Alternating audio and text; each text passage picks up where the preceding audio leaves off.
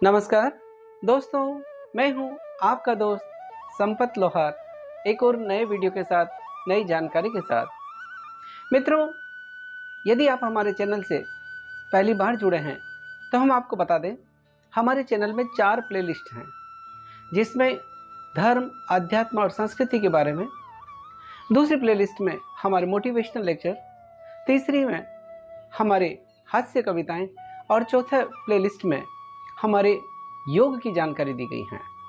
तो अगर अभी तक आप हमारे चैनल को सब्सक्राइब नहीं किया है तो आज ही हमारे चैनल से जुड़ें और चैनल को सब्सक्राइब करें।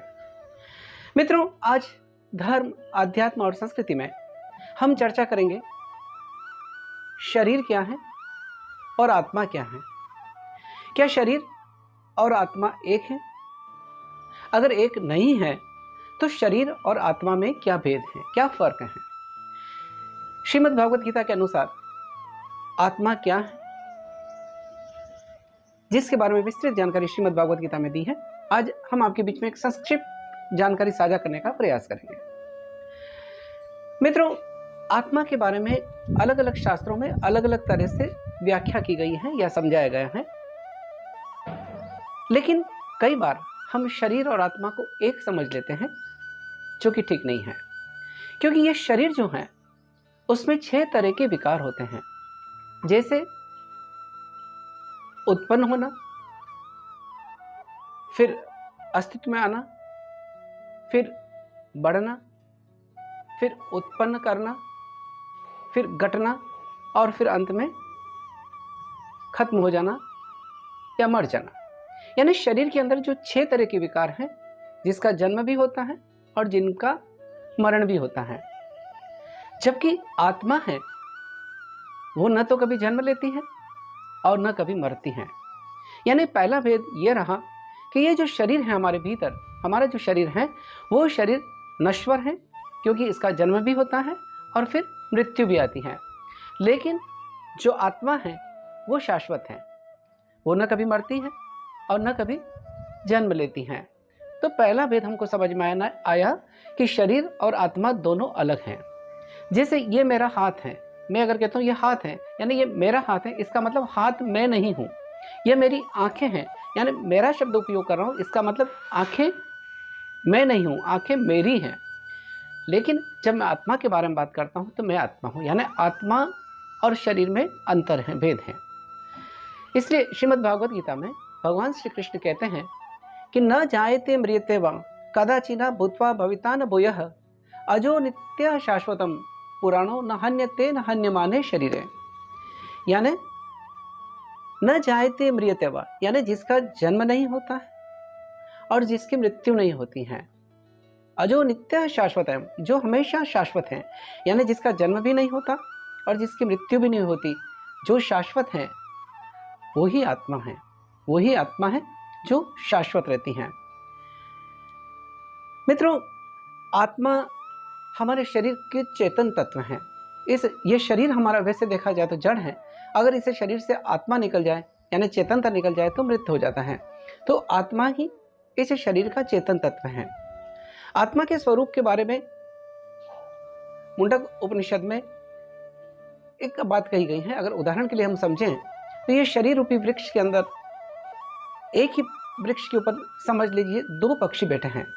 एक पंछी फल खा रहा उस वृक्ष के और दूसरा पक्षी केवल उसको देख रहा है। यानी जो पक्षी फल खा रहा है वो हमारा अणु आत्मा का स्वरूप कहा जा सकता है, और जो पक्षी केवल साक्षी भाव से उसको देख रहा है वो उसका विभु आत्मा का स्वरूप कहा जा सकता है। ये शरीर और आत्मा, जैसे मैंने बताया, आत्मा अजर अमर अविनाशी है, न जिसमें कोई परिवर्तन आता है, न जन्म लेती है, न मृत्यु होती है, जो न भूत, वर्तमान और भविष्य से परे है, शाश्वत है, वो आत्मा है। जब हम कहते हैं कि न आत्मा जन्म लेती है, न मरती है, न आत्मा भूतकाल से बंधी है, न वर्तमान से, न भविष्य से, तो फिर आखिर क्या स्वरूप है इसका? जैसे देखिए, ये शरीर हमारा नश्वर है और इस शरीर में जिस तरह से मनुष्य अपने कपड़े बदलता है, वस्त्र बदलता है, उसी तरह से आत्मा अपना स्वरूप बदलती है।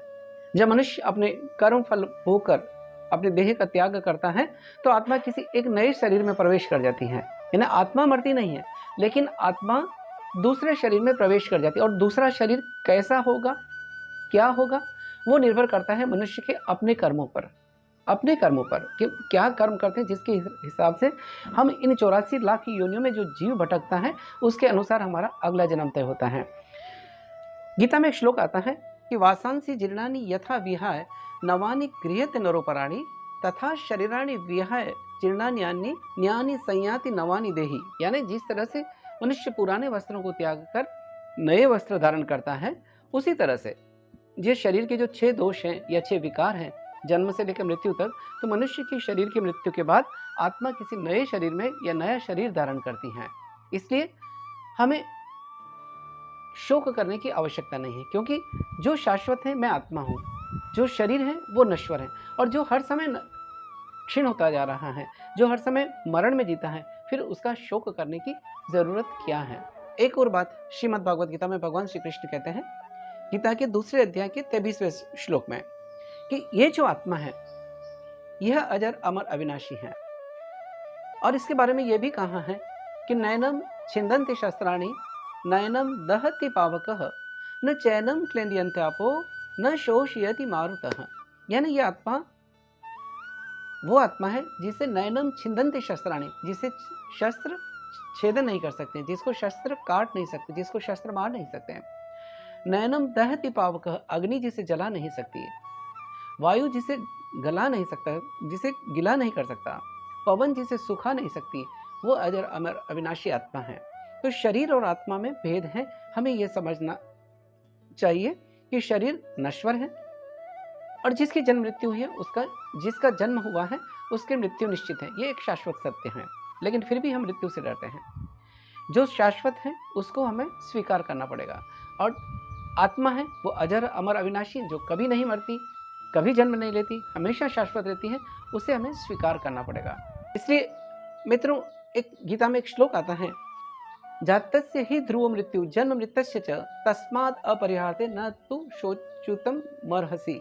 यानी जिसका जन्म हुआ है उसकी मृत्यु निश्चित है। जातस्य ही ध्रुवो, जिसका जन्म हुआ है मृत्यु निश्चित है। जातस्य ही ध्रुवो मृत्युस्य च जन्म मृत्युस्य च, और जिसकी मृत्यु हुई है उसका जन्म भी निश्चित है। इसलिए हमें शोक करने की आवश्यकता नहीं है। तो आत्मा और शरीर का भेद हमको समझ में आया कि शरीर अलग है और आत्मा अलग है। शरीर के अंदर 6 विकार होते हैं, जबकि आत्मा इन 6 विकारों से परे होती है। जिस तरह से मनुष्य अपने कपड़े या वस्त्र बदलता है, उसी तरह से आत्मा अपना शरीर बदलती है। कौन सा शरीर मिलेगा, कौन सी योनि मिलेगी, वो निर्भर करता है उस प्राणी के कर्मों के ऊपर। तो ये शाश्वत बात है जिसे हमें स्वीकार करनी पड़ेगी। आत्मा किस तरह से दूसरी योनि में जाती है, जब देह छोड़कर जाती है तो किस रास्ते से कैसे यम लोक तक पहुंचती हैं, और आत्मा का इसके बाद क्या होता है, ये हम आपको अगले वीडियो में जानकारी देने की कोशिश करेंगे कि आत्मा मरने के बाद कैसे और कहाँ जाती है, स्वर्ग क्या है, नर्क क्या है, स्वर्ग कितने हैं, नर्क कितने हैं, या किस रास्ते से आत्मा देह से निकल कर जाती है, ये सारी हम आपको अगले वीडियो में जानकारी देने की कोशिश करेंगे। मित्रों, आप हमारे चैनल के साथ जुड़े रहें, हम अपने धर्म को पहचानें, हम अपनी संस्कृति को पहचानें, क्योंकि भारतीय संस्कृति में वो ज्ञान है जो बेजोड़ है, जिसकी किसी से तुलना नहीं की जा सकती। हमारे ऋषि मुनियों ने वो ज्ञान हमें दिया है जिसकी हम कल्पना तक नहीं कर सकते हैं। तो आइए हम अपने ऋषियों के इस ज्ञान को समझें, हम अपने सनातन परंपराओं को समझें और भारत को विश्व गुरु बनाएं। मित्रों, यदि आपको ये जानकारी अच्छी लगी है तो हमारे इस वीडियो को लाइक करें, शेयर करें और कमेंट करें, और हमारे चैनल से जुड़े रहें, ताकि हम आपके बीच में धर्म और अध्यात्म के बारे में, हमारी संस्कृति के बारे में, हमारे मोटिवेशनल लेक्चर, हास्य कविताएं और योग की जानकारी आपको मिलती रही। इसी के साथ आपके दोस्त संपत लोहार को इजाज़त दीजिए। जय हिंद, जय भारत।